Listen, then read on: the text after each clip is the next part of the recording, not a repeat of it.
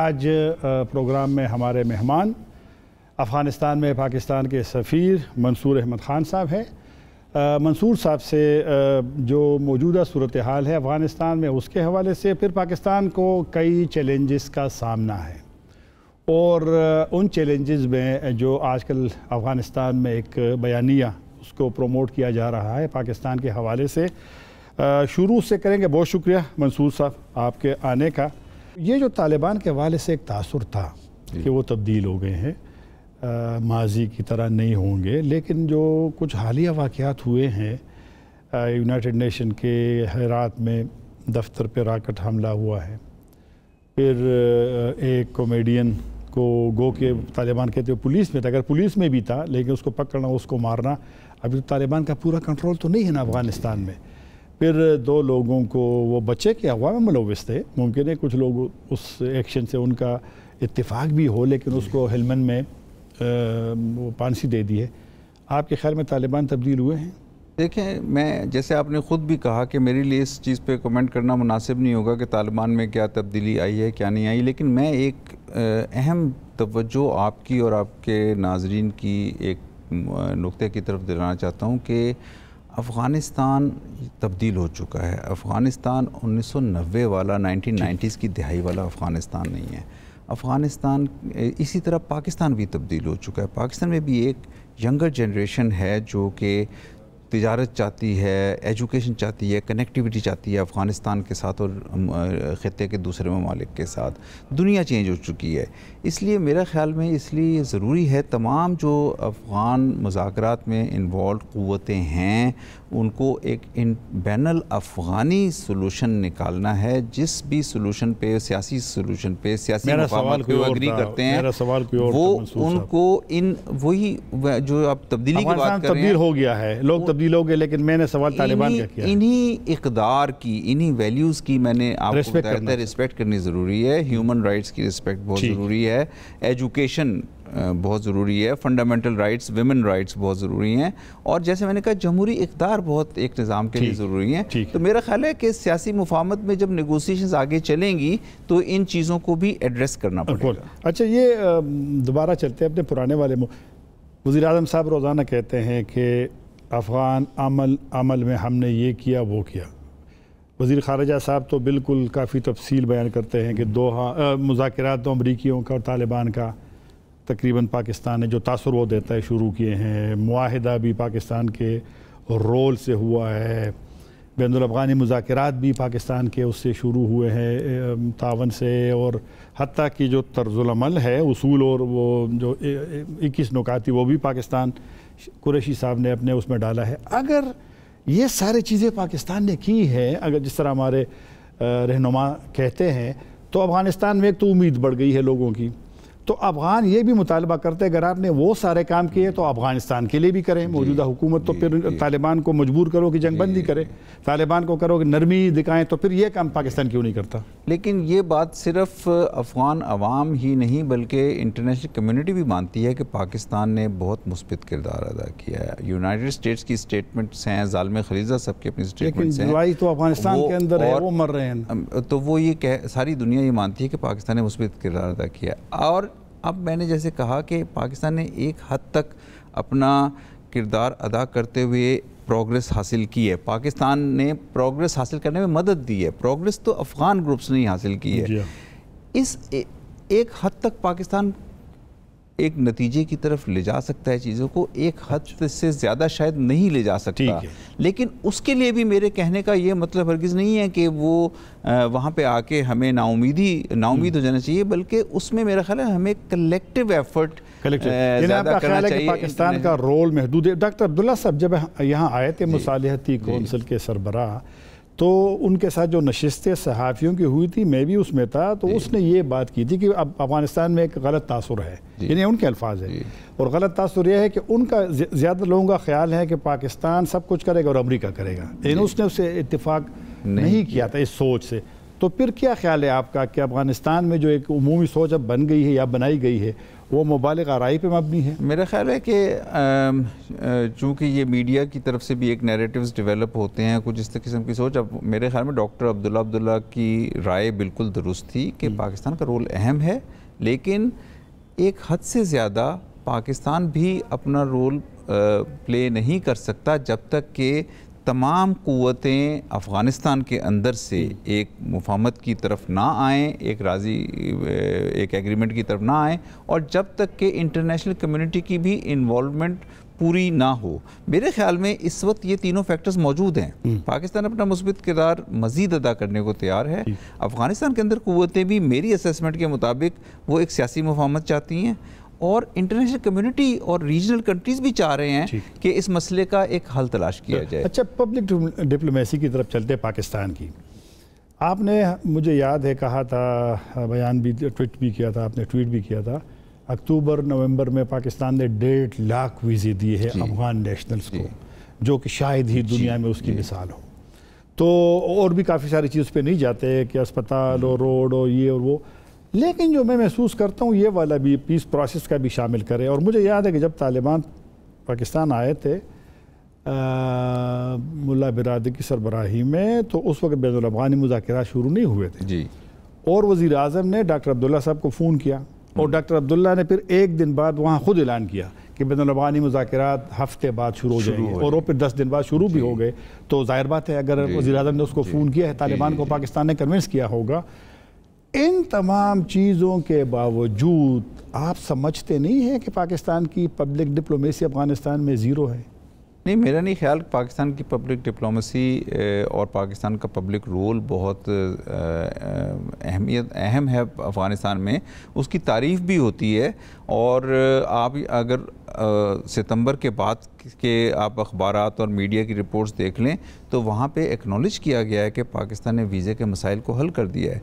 Acknowledge किया गया है कि Afghanistan Pakistan transit trade agreement जो है उसकी तरफ उसको में तिजारत में फैसिलिटेशन की तरफ इक़दाम लिए जा रहे हैं। एक्नॉलेज किया गया है कि जो पहले ट्रक्स वगैरह के मामलात थे, ब्लॉक हुआ था, उनको यहाँ से हल करने की कोशिश, कराची में उन मामलात को हल करने की कोशिश की गई है। अभी चलते हैं ज़रा, जिस तरह हमने कहा कि एक तो इल्ज़ामात का पहले से चला भी, लेकिन अभी हालिया सदर अशरफ गनी साहब ने दोबारा कहा कि जी 10,000 लोग यहाँ से गए हैं। तो ये आपके ख्याल में दुरुस्त होगा कि जंगजू यहाँ से 10,000 वो कहते हैं? देखिए, ये बात उन्होंने कही थी, लेकिन बात यह है कि हमने गुज़िश्ता चंद सालों में बॉर्डर के ऊपर बड़े हम अपनी साइड पे बहुत मय्यज़ लिए हैं। एक फेंसिंग की है बहुत ज़्यादा, 95% तक बॉर्डर की फेंसिंग इसी नीयत से या इसी इरादे के तहत की गई थी कि ये जो क्रॉस बॉर्डर मूवमेंट्स की एलिगेशन है मिलिटेंट्स की, ये इसको एड्रेस किया जा सके। हमारा अफ़गानिस्तान के साथ एक एपेप्स का मैकेनिज़्म है, हमने उनको ये भी ऑफ़र किया है कि उस मैकेनिज़्म के तहत या जब प्राइम मिनिस्टर एपेप जो पाकिस्तान अफगानिस्तान के जो बायलैटरल दो तरफा मुज़ाकरात के ग्रुप बना हुआ है, Afghanistan Pakistan action plan for piece and solidarity, उसमें इंटेलिजेंस और सिक्योरिटी के ग्रुप्स हैं। और जब प्राइम मिनिस्टर वहाँ गए थे नवंबर में 19 नवंबर को, तो प्राइम मिनिस्टर के साथ प्रेसिडेंट अशरफ गनी की बातचीत हुई थी कि सिक्योरिटी और इंटेलिजेंस के 2 स्पेशल वर्किंग ग्रुप्स बनाए जाएँ। तो बन गए। तो हम उन तमाम ग्रुप्स के ज़रिए चाहते हैं कि अफगानिस्तान के साथ, अफगान हुकूमत के साथ इन मामलात के ऊपर बैठकर इनको एंगेज किया जाए और देखा जाए कि जहाँ कहाँ से प्रॉब्लम है तो हम उसको एड्रेस कर सकते हैं। मंसूर साहब, आपने पाकिस्तान का कह दिया कि एक फेंसिंग हो गई है, और फिर मैं भी 2-3 मरतबा गया हूँ बॉर्डर पे और हमने देखा भी है। आपका और पाकिस्तान अक्सर कहता है कि उस तरफ से उस इक़दाम नहीं उठाए गए हैं। आपका क्या ख्याल है कि वन साइडेड अगर ये हो, यहाँ हो और उस तरफ ना हो उतने जितने कि पाकिस्तान ने किया है, तो आपके ख्याल में ये जो बॉर्डर मूवमेंट अफगानिस्तान जिसका जिक्र करते हैं, तो फिर तो मुश्किल होगा ना कि अगर यही वाले मय्यर उस तरफ ना हो? ये पाकिस्तान बहुत सालों से कह रहा है कि ये दोनों साइड्स को एक कोऑर्डिनेटेड अप्रोच की तरफ जाना पड़ेगा। इसमें अफगानिस्तान एक सॉवरेन कंट्री है, उनकी अपनी सिक्योरिटी फोर्सेस हैं।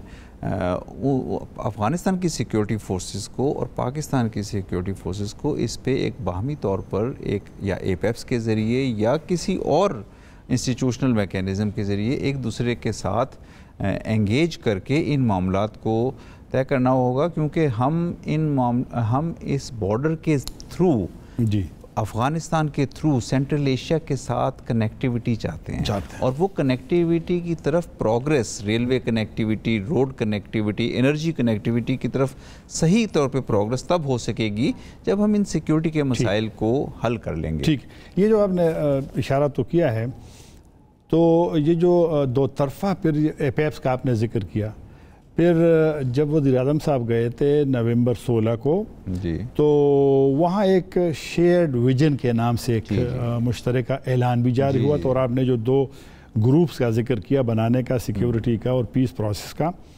तो क्या है उसके बाद भी कोई आपस की वो नहीं बन रही है कि मुज़ाकरात हों, नशिस्तें हों, बैठना हो, डायलाग हो? शेयर्ड विजन के डॉक्यूमेंट में बड़ी अच्छी चीज़ें एग्री की गई थी। उसमें ना सिर्फ ये कि सिक्योरिटी के ग्रुप्स, बल्कि हाई लेवल विजिट्स और रेफ्यूजीज़ के ऊपर भी एक स्टेटमेंट के मुतालिक एक एग्रीमेंट या एक अंडरस्टैंडिंग के मुतालिक बात की गई थी। मेरे ख्याल में कि कुछ मामलात पे तो पेशरफ्त इनिशियली हुई थी, लेकिन उस पेशरफ्त को आगे ले जाने की ज़रूरत है, चूँकि अफ़गानिस्तान में हालिया वीक्स में ख़ास तौर पे 1 मई के बाद सिक्योरिटी की सिचुएशन में बहुत ज़्यादा एक खिलाफ पैदा हुआ, एक ज़्यादा चैलेंज पैदा हुआ। तो ये सारी मीटिंग्स उस प्लान के मुताबिक हो नहीं सकी। और जब हमने एपेप्स की मीटिंग्स प्रपोज भी की थी, तो अफ़गान साइड ने कहा कि हम इस वक्त सिक्योरिटी के इश्यूज़ पे ज़्यादा फोकस्ड हैं, शायद इस वक्त ये मीटिंग्स ना कर सकें। लेकिन हमारी कोशिश है कि इन मीटिंग्स के ज़रिए ही हम कुछ प्रोग्रेस निकालने की कोशिश करें, और अगर अफ़गान साइड इन मामलात में कुछ और पाकिस्तान के साथ मज़ीद कोऑपरेशन चाहती है तो हम उसको भी करने के लिए तैयार। आपने मुहाजिरीन का जिक्र किया, और ये जो एपेप्स है उसमें एक ग्रुप भी है मुहाजिरीन पे भी। पाकिस्तान के वज़ीर-ए-आज़म भी अब बार बार कह रहे हैं, और नेशनल सिक्योरिटी एडवाइज़र ने भी कहा है, फॉरेन मिनिस्टर भी कहता है कि पाकिस्तान मज़ीद अफ़गान रिफ्यूजीज़ को बर्दाश्त नहीं कर सकता। लेकिन अफ़गानिस्तान में जो हालात बन रहे हैं, तो एक गैर यकीनी सूरत हाल तो बनी हुई है, लड़ाई का भी कोई इम्कान नहीं है रुकने का। तो पाकिस्तान ने कोई प्लान बनाया है, मंसूबा, अगर लड़ाई जारी रहती है तो मुहाजिरीन अगर आएंगे बात, तो फिर आप गेट तो नहीं बंद कर सकते क्योंकि फेंसिंग है, तो कोई प्लान बना है कि क्या करेंगे? देखिए, जो कंसर्न्ड अथॉरिटीज़ हैं, सैफरॉन है, स्टेट्स एंड फ्रंटियर रीजन्स जो रेफ्यूजीज से डील करती है, ये जो और दूसरे दीगर जो सिक्योरिटी के इदारे हैं, स्टेक होल्डर्स हैं, वो सारे इन चीज़ों पर एंगेज्ड हैं। हमारी एम्बेसी भी उनको गाहे बगाहे वहाँ की इंफॉर्मेशन प्रोवाइड करती रहती है। हमारा ख्याल, हमारी कोशिश यही है कि उन सबसे पहली तो कोशिश ये होगी कि इन कंडीशंस को, इस सिचुएशन को अवॉइड किया जाए। अगर पीस प्रोसेस में प्रोग्रेस होना शुरू हो जाती है तो अफ़गानिस्तान के अंदर जो स्टेबिलिटी एक पिछले 20 सालों में अचीव हुई है उसको प्रिजर्व करके आगे ले जाया जा सकेगा, और फिर खिला उतना पैदा नहीं होगा कि वहाँ से लोग इधर बड़ी तादाद में रुख करें। अगर इस किस्म की सिचुएशन पैदा हो जाती हैं तो तमाम खित्ते के ममालिक, चाहे पाकिस्तान हो, चाहे ईरान हो, चाहे ताजिकिस्तान हो या दीगर ममालिक हों, वो फिर इस सिचुएशन से उनके लिए एक परेशानी या कंसर्न बढ़ेगा। अभी हमारा कोई प्लान है? हमारे अगर लोग आते हैं, हम रोकेंगे, नहीं रोकेंगे, आएंगे तो कहाँ उसको ठहराएंगे, क्या होगा? देखें, हमारे तो जिस तरह प्राइम मिनिस्टर ने कहा कि हमारी इकोनॉमी में वो इस्तात नहीं है जो उस ज़माने में हमने मिलियंस ऑफ रेफ्यूजीज़ को लिया। लेकिन ये एक साथ ही एक इंसानी मसला भी है, एक ह्यूमैनिटेरियन इशू है, और जब कोई ऐसी सिचुएशन पैदा होती है तो उसके लिए कुछ आपको फिर रिस्पॉन्ड करना पड़ता है उस हिसाब से। तो मैं ये तो नहीं कहूँगा कि हम उन्हें रोकेंगे या हम उन्हें, लेकिन हम कोशिश करेंगे कि इस किस्म की चीज़ों की तरफ हालात ना जा सकें, और अगर हालात इस तरफ जाते हैं तो फिर इनका कोई इंसानी बुनियादों पे भी हल तलाश करना चाहिए। अच्छा, ये चलते हैं, जो पाकिस्तान ने एक कॉन्फ्रेंस अफ़गान लीडर्स की यहाँ इस्लामाबाद में तय थी, वो फिर बाद में नहीं हो सकी, बिल्कुल 2 दिन रह गए थे कि वो कॉन्फ्रेंस नहीं हो सकी, और भी ज़्यादा उम्मीद थी कि वो हो जाएगी। तो क्या वो तो अफ़गान हुकूमत का मैंने सुना है कि एक तो वक्त कम था, ईद आने वाली थी, और एक डेलीगेशन ने जाना था कतर, डॉक्टर अब्दुल्ला, जो कि बाद में उस वक्त तो नहीं गए लेकिन बाद में वो वक्त भी चला गया। तो क्या वजूहात ये जो वो पेश कर रहे दलाइल ईद वाली, कतर एक वफ़द ने जाना कि नहीं कोई और वजूहात थे? नहीं, मेरा ख्याल इन्हीं का कम्बिनेशन था। अफ़गान साइड के साथ ये बातचीत चल रही थी कि एक अफ़गान सीनियर लीडरशिप के डेलीगेशन को बुलाया जाए। हमने उस डेलीगेशन को बड़ा ब्रॉड बेस्ड कर दिया था ताकि ताकि वो सिलेक्टिव डेलीगेशन और एक बड़ा डेलीगेशन आए। जब हमने डेट्स हुकूमत के तरफ से फॉरेन मिनिस्टर को और कौमी असम्बली उनके उलसी जरगा और उनके स्पेशल अनवॉय को, डॉक्टर अब्दुल्ला साहब को और बाकी सारे लीडरान को, हमने को 30 से ज़्यादा लीडरान को मदऊ किया था। जब डेट्स की बात चली तो फिर चूँकि डेट्स क्लैश कर गई दोहा के डेलीगेशन के साथ, तो फिर हमने उसमें थोड़ी सी एडजस्टमेंट की कोशिश की। लेकिन साथ चूँकि 2 दिन बाद ही ईद आ रही थी तो अफ़गान साइड से, अफ़गान हुकूमत की तरफ से, अफ़गान स्टेक होल्डर की तरफ से रिक्वेस्ट की गई कि इसको फ़िलहाल पोस्टपोन कर दिया जाए। तो ये पोस्टपोन हुई थी। एक वक्फे पे जाते हैं, फिर इसी मौजू पे गुफ्तगू करेंगे।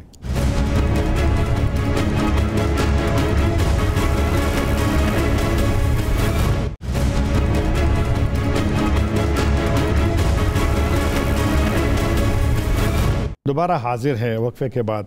मंसूर साहब, आपने कहा कि वो मुलतवी हो गई और मैंने ये भी सुना था कि कॉन्फ्रेंस मुलतवी हो गई है, लेकिन सदर अशरफ गनी साहब ने भी उज़्बेकिस्तान में वज़ीर-ए-आज़म को तजवीज़ दी थी कि आप ये मुलतवी करें। तो अब ये जो मौजूदा हालात बिल्कुल तब्दील हो गए हैं, जंग बहुत शदीद किस्म की है। तो क्या ख़याल है, अफ़गान सफारत खाना भी बंद है, ये कॉन्फ्रेंस हो सकेगी मुस्तक़बिल करीब में या ना?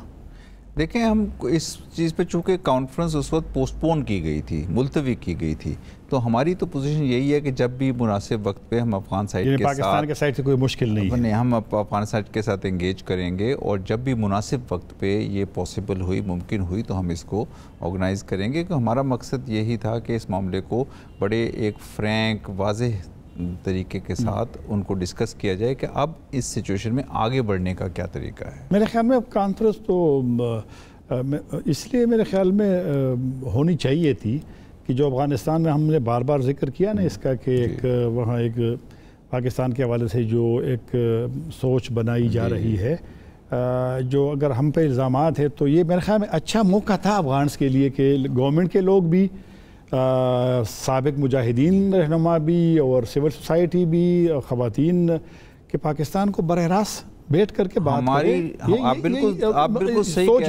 बिल्कुल सही कह रहे हैं। हमारी लीडरशिप का यही ख्याल था। वज़ीर आज़म ने भी कुछ लीडर्स के साथ बात की थी। हामिद काज़ी साहब को उन्होंने फ़ोन किया था और उनसे उनकी बातचीत हुई थी। हमारा ख्याल यही था कि चूँकि ये एक बात की जाती है कि पाकिस्तान का रोल बहुत अहम है और पाकिस्तान को वो रोल इस मौके पे ज़्यादा इफ़ेक्टिवली प्ले करना चाहिए, तो हमारा ख्याल था कि हम पहले अफ़गानिस्तान के तमाम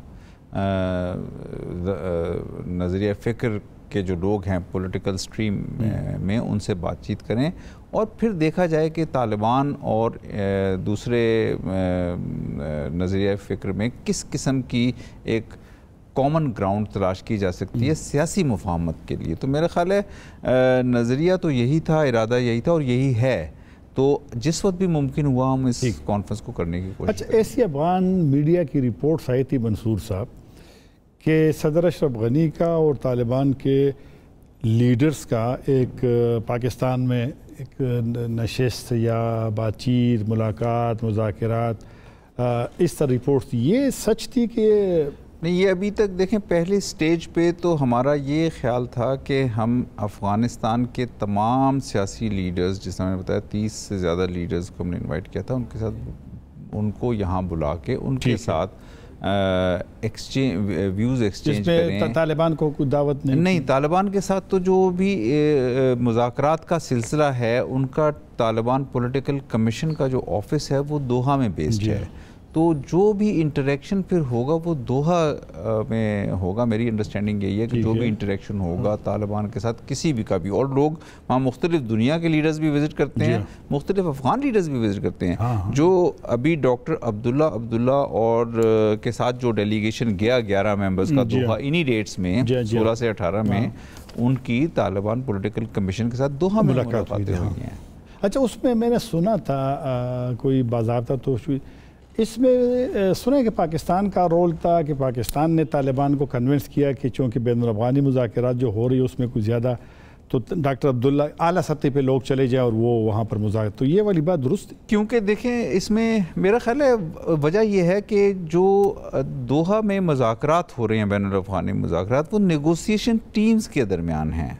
गो के इधर से अफ़गान तालिबान की तरफ से मुल्ला बरादर बहुत सीनियर अफ़गान तालिबान के लीडर हैं, डेप्टी हैं वो उनको लीड करते हैं, लेकिन फिर भी ये मुज़ाकरात बेसिकली टीम्स के दरमियान हैं और ये उस तरह से लीडरशिप के दरमियान नहीं है। तो मेरा ख्याल है कोशिश ये थी कि एंगेजमेंट एक लीडरशिप लेवल पे भी हो जाए और उससे मेरा ख्याल काफ़ी पॉजिटिव वाइब्स आई हैं उस मीटिंग से भी। जो उनकी मीटिंग हुई उसमें से काफ़ी मुस्बित पैगामात आए हैं कि किन नुकात पे थोड़ा सा एग्रीमेंट है, किन नुकात पे मज़ीद एग्रीमेंट को डेवलप करने की। लेकिन सदर अशरफ गनी साहब की जो ईद की तकरीर थी जी उसमें तो उन्होंने ये कहा कि डॉक्टर अब्दुल्ला ने उनको बताया है कि वहाँ जो तालिबान से उनकी मुलाकात हुई थी उनके बकौल तालिबान तो संजीदा नहीं है सियासी हल में, और कल यानी जो मेरी उसमें कतर ऑफिस में तालिबान के एक रहनुमा से कल मेरी बड़ी तफसीली बात हुई और यही भी मैंने सवाल किया कि जो डॉक्टर अब्दुल्ला से आपकी मुलाकात हुई थी उसका दूसरी नशिस्त का कुछ पता नहीं है और उसमें भी कुछ, तो उनका मौक़िफ़ फिर दूसरा, वो कह रहे कि हम तैयार हैं कि वो जो उसी में नशिस्त उसमें ये दोनों मुत्तफिक हुए थे कि डॉक्टर अब्दुल्ला साहब वाली जो डेलीगेशन है वफ़द है वो दोबारा कतर, लेकिन वो कह रहे कि अभी तक उनको नहीं बताया कि दोबारा कब आ रहे हैं। और वो तो इस तरफ इल्ज़ाम लगाते हैं कि उनके बकौल जिससे मेरी बात हुई है कि उनके पास भी इख्तियारात नहीं थे। तो ये मतलब है कि आप कह रहे हैं कि नहीं उसमें पेशरफ्त हुई है, तो पेशरफ्त तो बता नहीं, तो कुछ पेशरफ्त जो हमें जो उनका प्रेस रिलीज़ भी इशू हुआ था, एक बाकायदा प्रेस रिलीज़ इशू किया गया था।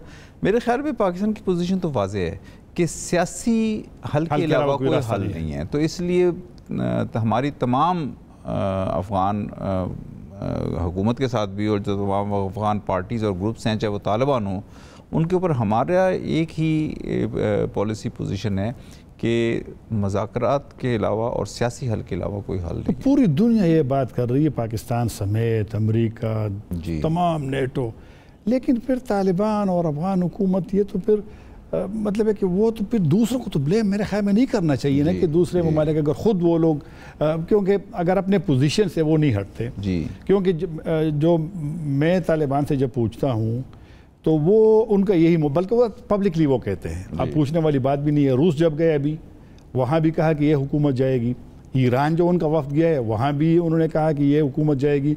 सदर अशरफ गनी साहब ने तो बल्कि जो एक इंटरिम हुकूमत का जो एक आइडिया था तो उसमें तो कहा कि उसके भी वो सरबराह होंगे। अगर दो पोजीशन बिल्कुल अलग अलग हों तो फिर तो मेरे ख्याल में मामला आगे नहीं बढ़ सकते। मंसूर साहब देखें इस मामले में कि क्या उनका निज़ाम होगा, क्या आगे उस निज़ाम तक जाने के लिए क्या निज़ाम होगा, उसमें तो पाकिस्तान या कोई और ताकत ना इंटरवीन कर सकती है ना उसे इंटरवीन करना चाहिए।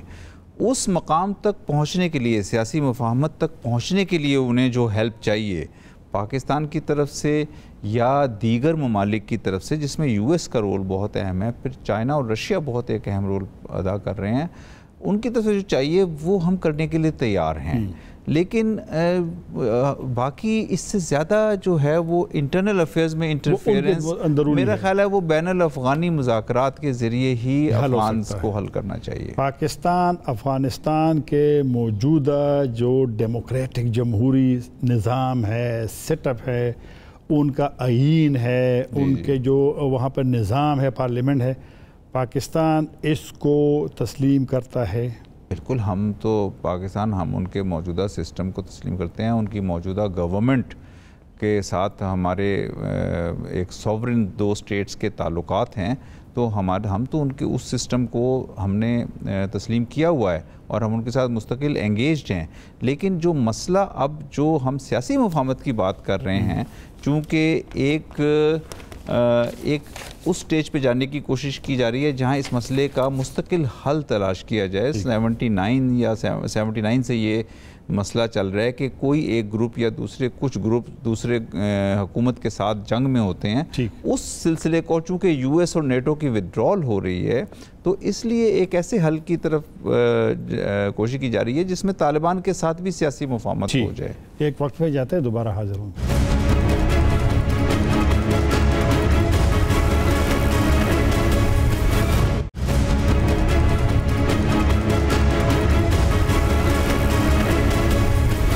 वक्फे के बाद दोबारा हाजिर हैं। अफ़गानिस्तान की नाराज़गी की तो हमने बहुत बात की, आपने जवाब दिया। अमेरिका के हवाले से भी यही अब सुनने में आ रहा है कि शायद वो भी पाकिस्तान से नाराज़ लगता है अफ़गानिस्तान के मसले पे। मुझे याद है कि जब ज़ल्मी खलीलज़ाद साहब कभी कभी विज़िट पे निकलते थे तो बयान में एक दो मरतबा ज़िक्र हुआ है कि वो ममालिक जिन्होंने अफ़गानिस्तान से मुतालिक अमेरिका से वादे किए हैं वो पूरे किए जाएं। जी, नाम नहीं लेता था, लेकिन लोगों को तो मालूम पता चल जाता है कि उनका क्या इसका अंदर उसका माना क्या है, मतलब क्या है। तो वाकई अमेरिका हमसे नाराज़ क्यों कि सिक्योरिटी एडवाइज़र ने हमारे ने कहा कि जी फ़ोन नहीं करता अमेरिकी सदर वज़ीर-ए-आज़म को। देखिए, अफ़गानिस्तान के मामले पर जो हमारे अमेरिका के साथ एंगेजमेंट है वो गुज़िश्ता 3 साल में तो बहुत ही फोकस्ड और बहुत ही मुस्बित रही है, और उसमें यूएस तालिबान एग्रीमेंट और फिर इंट्रा अफ़गान नेगोशिएशंस का शुरू होना और फिर इस अमल का आगे बढ़ना इसी वजह से हुआ कि पाकिस्तान और यूनाइटेड स्टेट्स और दीगर ममालिक जिसमें ट्रॉयका, एक्सटेंडेड ट्रॉयका आ जाती है, वो भी बहुत डीपली इन्वॉल्व थे। अब इससे आगे मामलात को ले जाने के लिए, जैसे मैंने कहा कि एक ख़ास एफ़र्ट की ज़रूरत है, एक ख़ास कोशिश की ज़रूरत है। ये एक कलेक्टिव एफ़र्ट होगी, कलेक्टिव इंटरनेशनल रिस्पॉन्सिबिलिटी है। इसमें भी अमेरिका का किरदार भी बहुत अहम होगा कि अमेरिका भी अपनी वो जिम्मेदारियां अदा करे कि यहाँ पे निकलने से पहले एक ऐसे सिस्टम को छोड़ कर जाए जो उस तरह ना हो जो सोवियत यूनियन के जाने के बाद अफ़गानिस्तान के साथ या रीजन के साथ हुआ था। तो मेरे ख्याल में इस ज़िमन में दोनों कंट्रीज़ का, पाकिस्तान और यूएस का एंगेज रहना बहुत ही ज़रूरी है, और हम उनके साथ बड़ी मुस्बित तरीके से एंगेज हैं। लेकिन जहाँ तक आपने हमारे उनके साथ जो Pakistan US relations, Pakistan US ताल्लुकात की बात की, उसमें भी हमारे ख्याल में अमेरिका बहुत अहम दुनिया की पावर है, और उसके साथ हमें एक अच्छे ताल्लुकात रखने की ज़रूरत भी है दोनों ममालिक को। ठीक है, आपने जो बात की है ना अमेरिका पाकिस्तान के ताल्लुकात का अफ़गानिस्तान के हवाले से, हमारे वज़ारत ख़ारिजा का कहना है कि अमेरिका को, बल्कि वज़ीर ख़ारिजा ने भी कहा है, अमेरिका को ऐसी हालत में जाना चाहिए कि बैनुल अफ़गानी मुज़ाकरात या अमन अमल में पेशरफ्त हो, जो कि बज़ाहिर नहीं हो रहा। अमेरिका जा रहा है क्योंकि उनके तो तालिबान से जो मुआहिदा हुआ है, गो कि वो 3 महीने लेट भी हुआ, नहीं निकल सके वो जो 1 मई की तारीख़ थी, अब 31 अगस्त को। अफ़गानिस्तान में एक सोच थी कि अमेरिका इस दफ़ा इसी सूरत हाल में नहीं छोड़ेगा अफ़गानिस्तान को, लेकिन शायद वो सोच, तो आपका क्या ख्याल है कि सदर अशरफ गनी साहब ने पहले कहा कि मैंने अमरीकियों से कहा कि चले जाओ, अभी पार्लियामेंट का इजलास से उसने कहा कि ये जो अमरीकियों का जाना है अफ़गानिस्तान की मौजूदा हालत उसकी वजह से है, तो आपके ख्याल में अमेरिका का फ़ैसला दुरुस्त था जाने का? देखिए, मैं तो इस बात पे कमेंट नहीं कर सकता कि अमेरिका का फ़ैसला दुरुस्त था या गलत था, लेकिन अमेरिका के जाने से पहले आइडियली अगर अमेरिका और नेटो की फ़ौज के मुकम्मल इनखलास से पहले या उस वक्त तक या उसके थोड़ा बाद अगर एक सियासी मुफाहमत की तरफ पेशरफ्त हो जाती है तो आइडियल सिचुएशन होगी तमाम अफ़गानिस्तान के लिए, तमाम नेबर्स के लिए और ख़त्ते के लिए। अगर उसमें ये कुछ अभी पेशरफ्त में कसर बाकी रह जाती है और पेशरफ्त उन तवक्कुआत के मुताबिक नहीं होती, तो मेरे ख़्याल में फिर हमें नेबर्स को, अफ़गानिस्तान को और रीजनल कंट्रीज़ को मिल के, इम्पॉर्टेंट कंट्रीज़ हैं, रशिया है, नेबर्स के अलावा रशिया है, टर्की है, कतर है, हम इन तमाम ममालिक को जो कि अफ़गानिस्तान के हालात से अफेक्ट होते हैं, हमें तो क्या कर सकते हैं ये ममालिक दोनों साइड्स को मजबूर कर सकते हैं कि आप ये माने या आप ये ना माने? ये ममालिक दोनों साइड्स को ये कन्विंस करने की कोशिश कर सकते हैं कि अगर एक सियासी मुफाहमत पे दोनों साइड्स नहीं पहुंचेंगी और एक ऐसा फार्मूला फ्यूचर के लिए नहीं वज़ा करेंगे जो सबको एक्सेप्टेबल हो, तो फिर ख़त्ते में अफ़गानिस्तान में बदअमनी जारी रहने का मतलब होगा ख़त्ते में बदअमनी रहेगी। तो मेरा ख़्याल है इन ममालिक का रोल बहुत अहम है और साथ यूनाइटेड स्टेट्स भी इस सिचुएशन से एंगेज रहेगा। तो यूनाइटेड स्टेट्स और नेटो के निकल जाने के बावजूद अभी इन जो अफ़गानिस्तान में सूरत हाल हो रही है, आप उसमें देखें यूएस की स्टेटमेंट्स भी आती हैं, ईयू की स्टेटमेंट्स भी आती हैं, नेटो की स्टेटमेंट्स भी आती हैं। तो हमें बैनुल अक़वामी बरादरी से के साथ रहकर इस मसले का हल तलाश। अच्छा, ये वो सवाल कोई आगे पीछे मुझसे हो गए, लेकिन अफ़गानिस्तान सफारत खाना बंद है। आप ईद से पहले यहाँ आए हैं, गो कि आपका एक अपना प्रोग्राम था, मुझसे भी कहा था कि आप आएंगे 18 को शायद। जी। तो लेकिन अफ़गानिस्तान में एक वो था कि यहाँ भी कुछ ने तासुर दिया, पाकिस्तानी मीडिया ने भी, कि आप शायद उसी जो अफ़गानिस्तान सफारत खाना बंद है उसी तनाजुर में आप यहाँ आए हैं, चूँकि आप अभी तक इधर है और जब हम प्रोग्राम की रिकॉर्डिंग कर रहे हैं तो वो अगस्त की आज 4 तारीख़ है।